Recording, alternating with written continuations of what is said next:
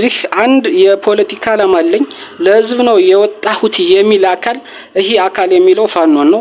እንዴት ያደገበትን ከተማ አቃሎ ይሞቃል ያለው የደብረ ታቦርን በድሮን የተቃጠለውን ነው። በድሮን ጤና ጣቢያ፣ ትምህርት ቤቶች፣ ኢቭን የፖሊስ ግምጃ ቤቶች እንግዲህ ፋኖ የፖሊስ ግምጃ ቤቶችን መሳሪያዎችን ይዞ እንደሄድ ብሎ በማሰብ በድሮን አቃጥሏቸዋል። የፖሊስ መምሪያውን፣ የጤና ጣቢያውን፣ የጤና መምሪያውን፣ የሲቪል ሰርቪስ መምሪያውን በድሮን ነው ያወደሙት። አምቡላንሱን እንደምታዩት በድሮን ነው ያወደሙ። ነገር ግን በድሮን ፋኖ አለው ወይ ነው ፋኖ ድሮን አለው ወይ ሲል በጣም ጥያቄ ውስጥ የሚወርድ ነው። ይህንን በጣም ከፍተኛ የሆነ ትኩረት የሚፈልግ ነው። እነ ጣይር መሐመድ እነ ጋሻው መርሻ እንግዲህ የድሮን በድሮን በአንድ ቀን ከ27 ድሮን በላይ እንደተጣለ ቢቢሲ፣ አልጀዚራ፣ ሲኤንኤን፣ ሲሲቲቪ የዘገቡት ነገር ነው። በሳተላይትም አንስተው ፎቶ ለቀዋል።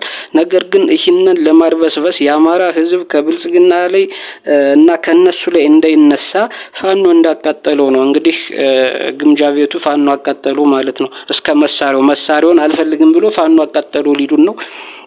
ጤና ጣቢያውን በድሮን ፋኖ አቃጠሉ ሊሉን ነው። እንግዲህ ፋኖ